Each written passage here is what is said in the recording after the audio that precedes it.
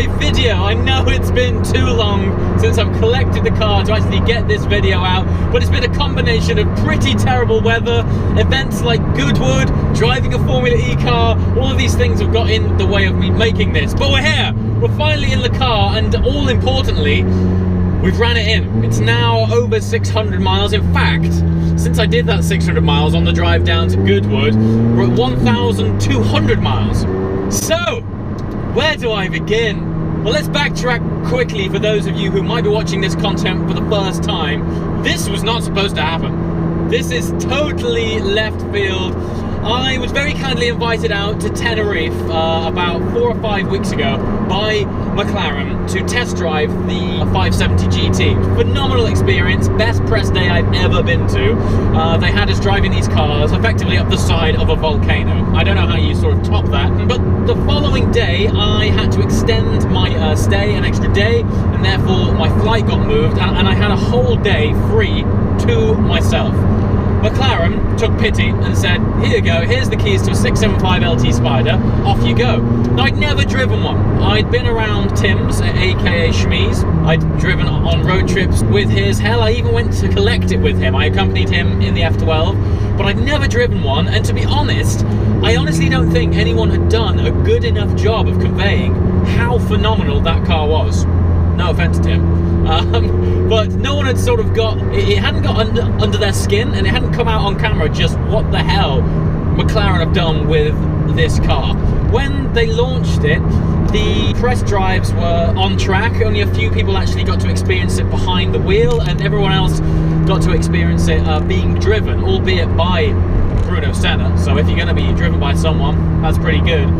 But when you drive this thing for yourself, it infects you, and you need to see my video of when I first experienced it. I'll put it below. I'm gonna put this out there, and I can say this because, you know, I'm putting my money where my mouth is, and I pretty much said this before I bought one. This is probably the best car I've ever driven. Now, I've experienced P1, I've experienced 918. 918 I haven't driven for myself, but where do you go from here?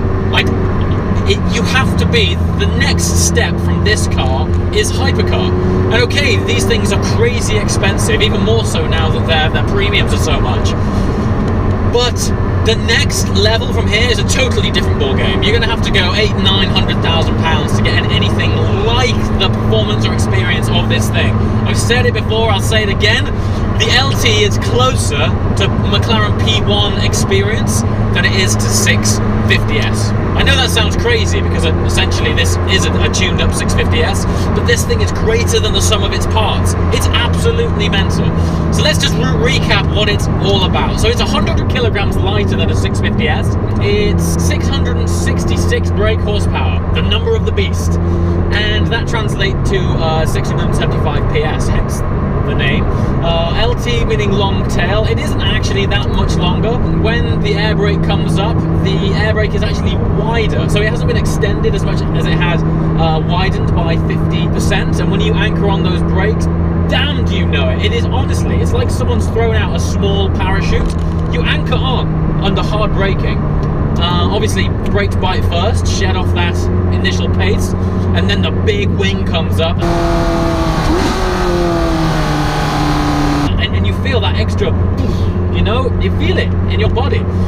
It is easy to dismiss active aero as a bit of a gimmick because it's nice to see all these animated flaps and stuff, but McLaren being McLaren, they do this because it works. It is a joy to experience aerodynamics actually working, and you don't have to get crazy speeds to feel it.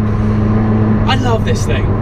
Now, one of the things that I think dominates the whole experience is the engine. The engine mated with the drivetrain is a thing to behold. I'm going to start bringing along a thesaurus with me to keep it in my glove box, because the words that I use for this car are next level, gobsmacking, or I haven't the words. I don't know what to say. you know, awesome doesn't do it justice.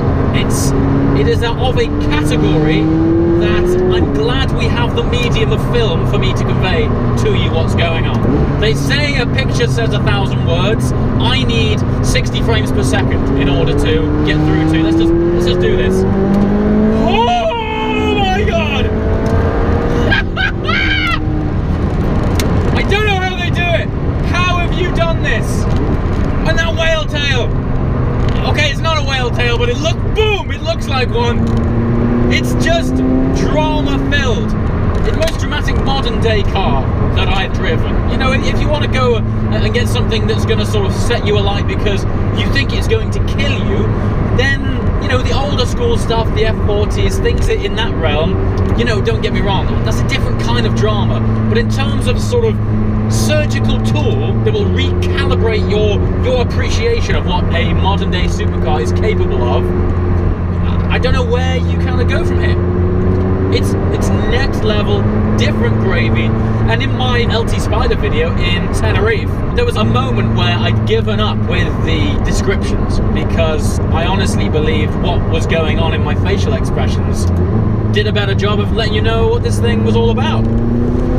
So anyway, the sort of last time that I drove one of these was on the volcanic island of Tenerife.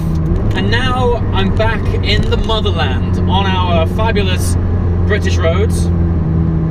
Yeah, thankfully the drivetrain and suspension on this can be adjusted independently, because when you're on some of these country roads in England, yeah, not great. I'm well aware that the first time I drove this car was on the glassy asphalt of Tenerife, and God, was that fantastic. What else was amazing, and I think this is actually the greatest modern day trick, is to make these cars feel fantastic even when you're not going that fast.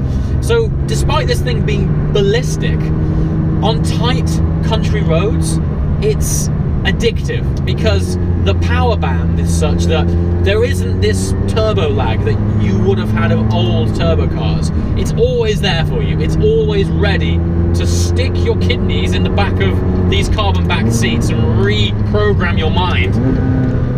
For instance, let's just dial this up here. Traction control off.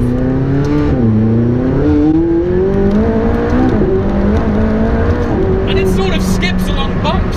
It takes off on little crests. Crests that otherwise wouldn't be crests because you wouldn't normally approach them or accelerate over them at that kind of pace. This thing turns crests and bumps into little events. It sort of hops and skips and like flirts over it.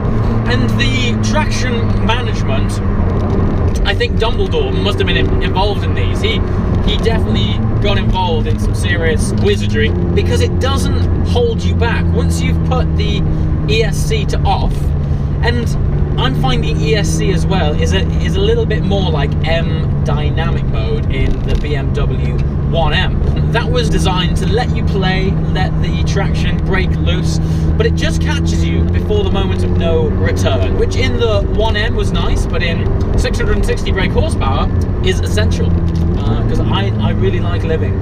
This thing will end you fast. That fast. Oh god.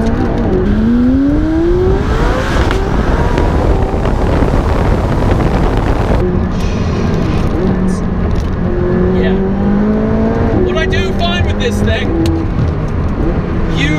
when you step in this, when someone gives you the keys to an LT, you adopt a new social responsibility. They shouldn't really just give these to people.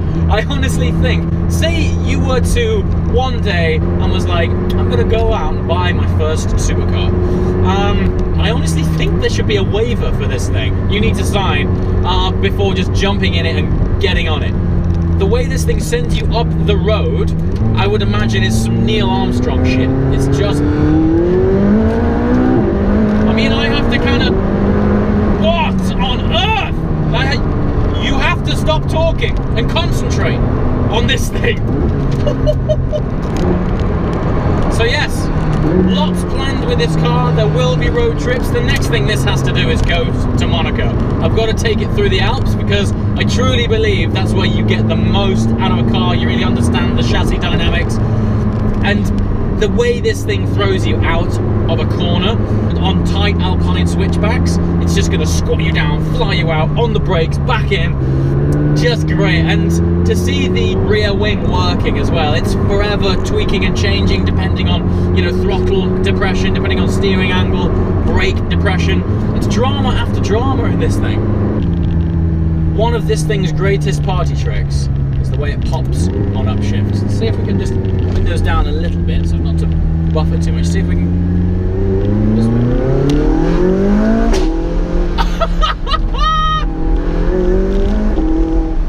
What?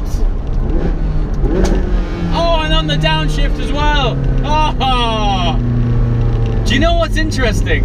I mean, it's probably because I haven't been driving it as hard as maybe you should in order to get that kind of drama out of it.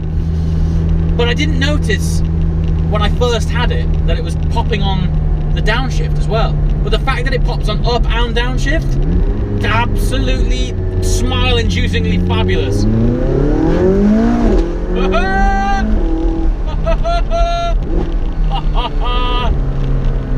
Honestly, I tell you something, these guys have come a long way in a very short amount of time. Let's see if we can do that again.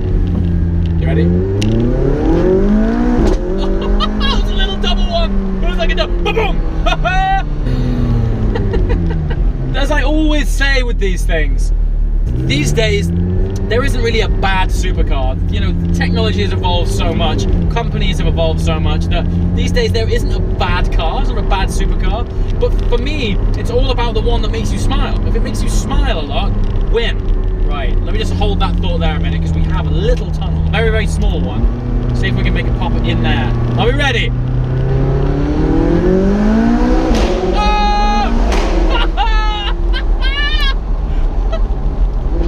It's probably not coming through on there, just how loud that is. One more time.